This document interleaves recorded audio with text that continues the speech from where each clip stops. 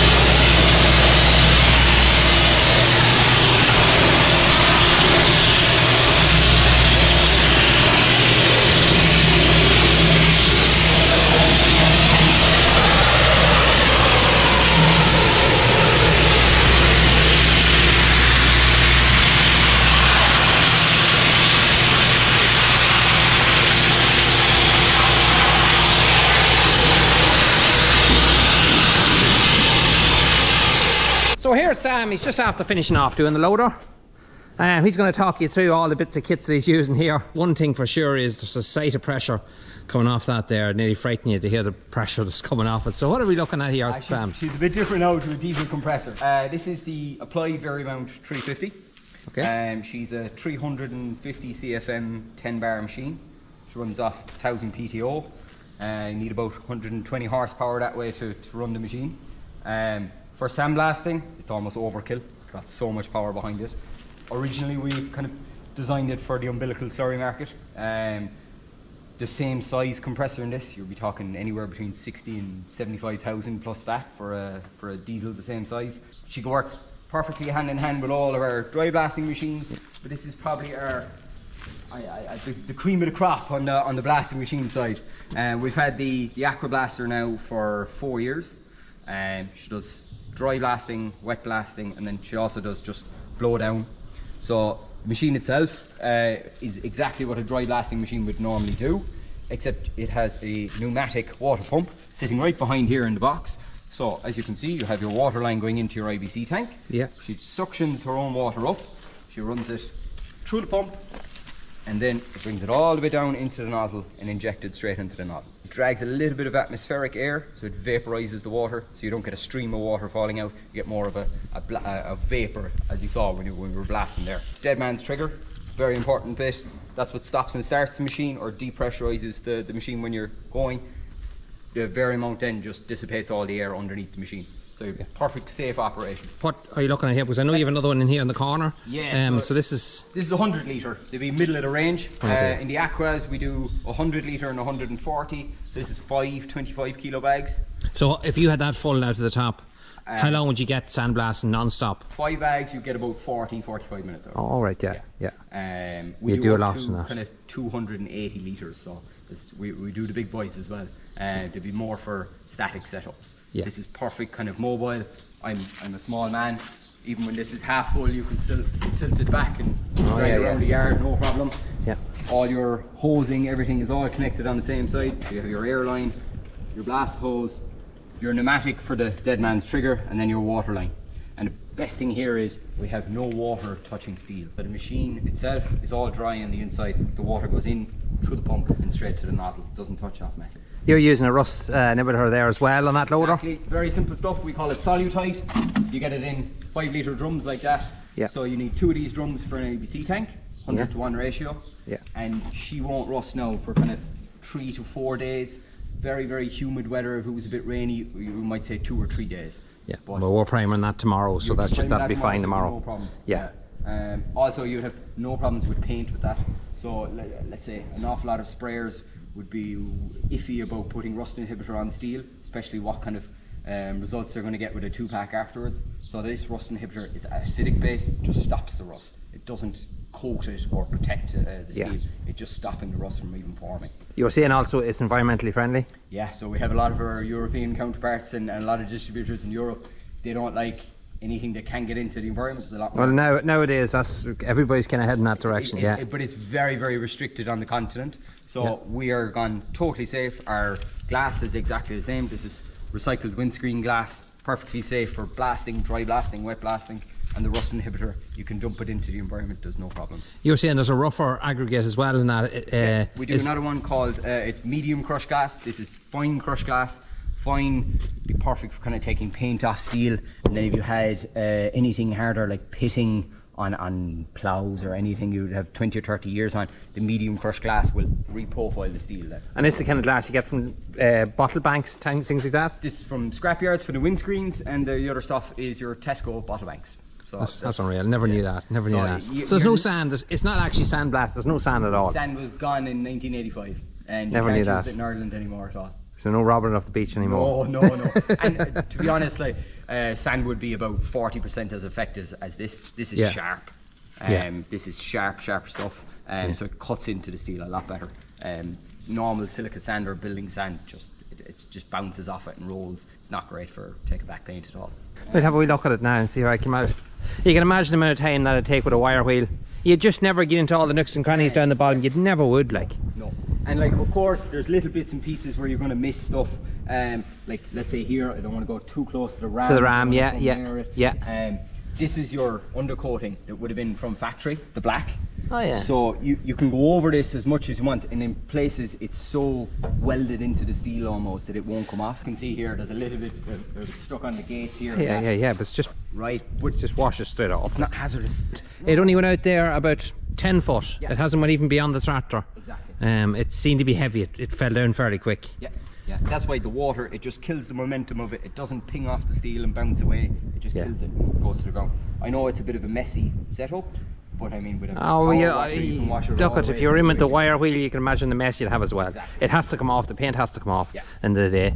That's great. The water also kills the hazardous stuff in the paint. So if you had lead paint or anything like that, because you're in the water, it's not in the air, then you're done. Yeah. You don't need an air-fed system, an expensive air-fed system. Yeah. There's another system I asked him to take with him. It's more of a smaller, just the same thing again, just in a smaller size. Yeah. And I asked him to take it down to get a look at it. So this would be something a farmer would probably buy, or someone DIY-ist. Exactly. The hosing system is exactly the same, bar the water. You have a blast hose and a red twin line with a dead man's handle. This will run off a fairly big single phase, recommended 3-phase around the 50 CFM or above.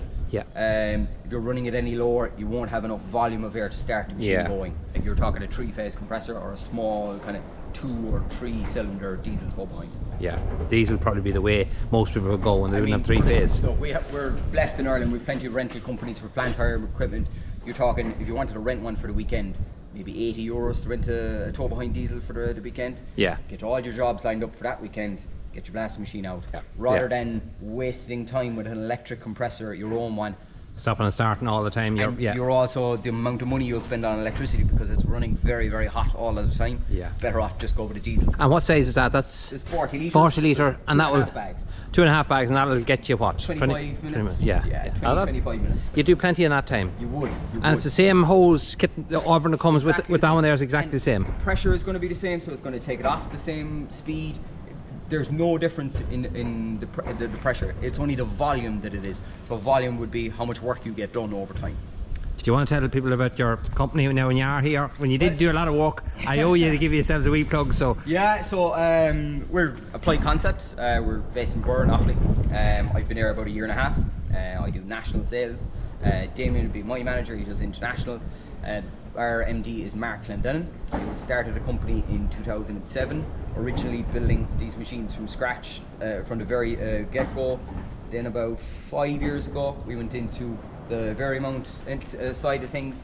We saw agri, an awful lot of our customers were swapping over from tankers to umbilical systems. It was getting more and more popular, and there was a massive shortage of diesel compressors. Yes, yes. We filled the market there. You do everything in-house then? You're building these all from scratch? Our steel comes from Butlers in Roscommon.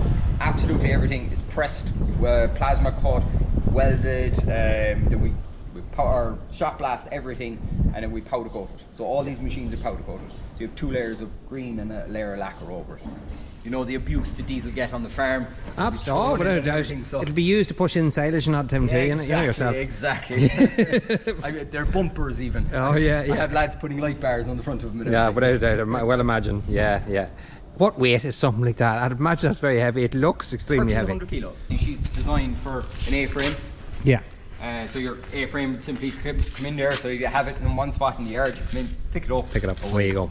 Front or rear PTO, the shaft runs straight through the centre. So depending if you want your man who's pumping to have it on the front of the tractor, or if you're a one-man show, you can have it just sitting there in the yard and have one tractor dedicated for it. A lot of our customers are just using it in front PTOs. You have slurry pump on the back. That's the yard tractor. That's the one thing.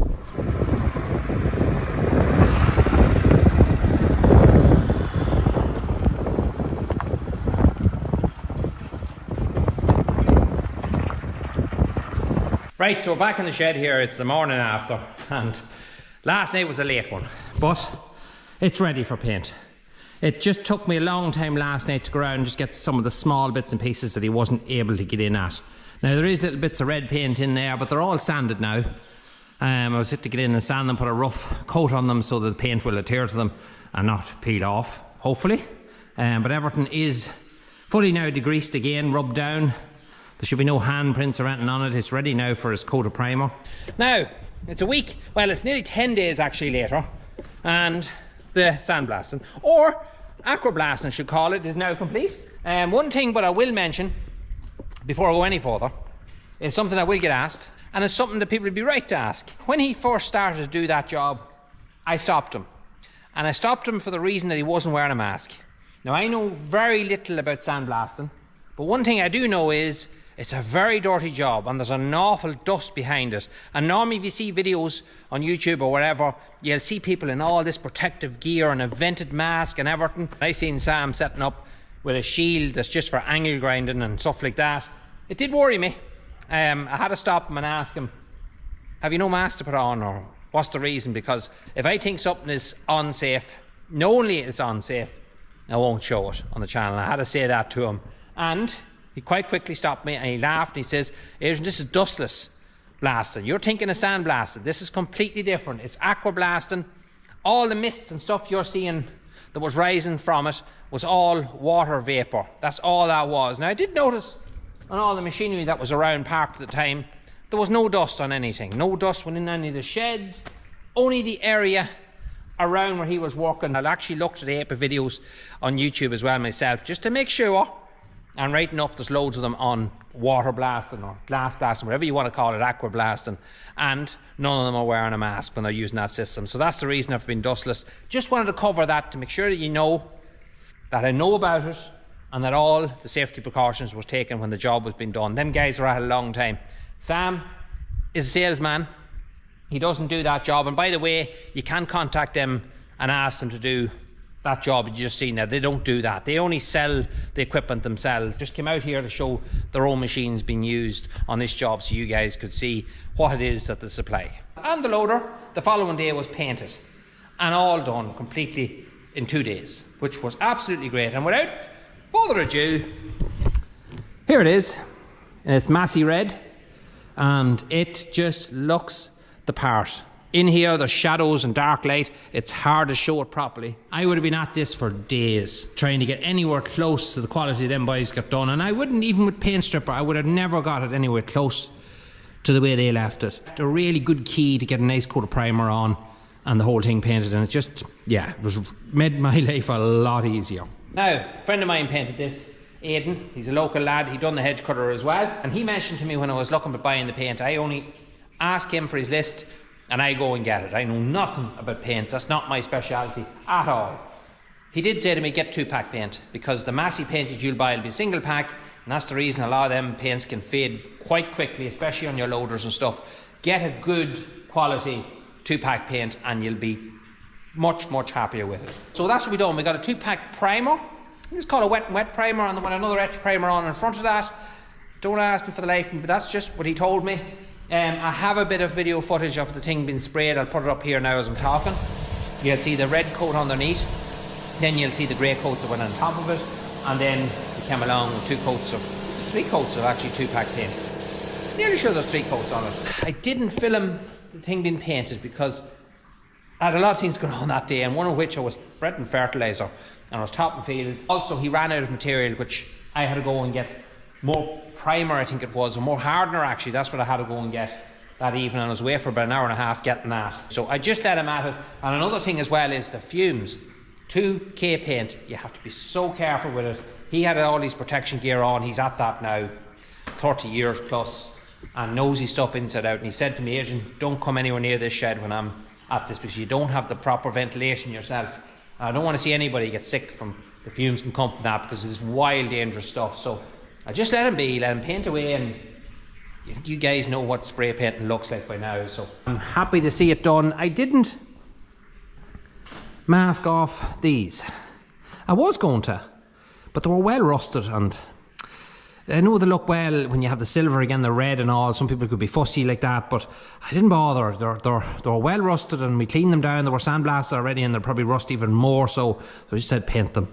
Once everything's sandblasted, just paint them and leave them at that. So that's what we did. I didn't want to touch it too much, because that paint, although it's on now a little more than a week, in fact, it's not gone hard yet. You can touch it, no problem whatsoever. But if you go to rub your hand back and forth, you'll see your print in the paint. So it's going to take a couple of weeks for that to fully cure. We're going to give it loads of time because we're not in any panic. So what's going to happen next? Well, the next thing, we're going to put our decals on it. We're not going to put the ones on it that were on it before. They were old and dated, and we don't want to go down that lane. We're going to bring it up to today's date and put the more modern Massey Ferguson stickers on it. It'll look well when it's done. All the proper stickers will go on. And our soft drive will go back on. The guard for it is over here. So it's all painted up as well. We stripped that down completely. And it's painted, ready to go back on. Our accumulators, we're not going to replace them yet because they're still working. So there's no reason to touch them. They're all painted black and they look a lot fresher when they go on. A new handle has to go on here. And everything else should be pretty much okay. A bit of wiring, camera has to go back on. Touching up things will not take very long to put it all back together again, and that's the loader complete. Now I know a lot of people did ask me, would you not go black with it, Adrian? I was that close to painting it black. Not black, but the real dark, quickie grey. And I'm glad I didn't. The red's a bit different and it'll match the tractor better and look well in the sun too. I know red is the worst colour, it can fade quicker than any colour, but the black fades too, don't forget, and can look very, I don't know, very dull of itself too when it goes that colour. So I'm glad, no, we stuck with the red. Now, the 54 is stuck in here in the corner. The hoods are gone in it. So it's a bit like something out of a shoot for Mad Max. You remember what I tell you? It was well scratched. It wasn't that really faded. The paintwork was still good on it, but it was very badly scratched. Plenty of dents in it. The decals were completely shattered on it. It seemed to got a lot of rubbing back and forth with the loader, so it was well scratched. Nothing would bring it back right. So just said, you know what? Take them with you. I can use with the tractor. Take your time, paint them up, and it'll just freshen the whole thing up. So that's really done. Done actually very big panels and not taking very long to do. So I'm expecting that all to come back now in the next couple of days. Not in any rush. The tractor works, park it in here. I can take it out top, park it back in here in case it rains.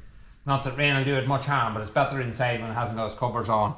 Anyway, I'm going on to the next job. Look, that's the guys from Applied Concepts. I have to say massive thanks to Sam and Damien that talked on the phone. Walked his backside off there. And by the way, that job took, when he got set up and all, 45 minutes. He had the whole thing blasted. You can't ask for much better than that. Anyway, big thanks to them guys.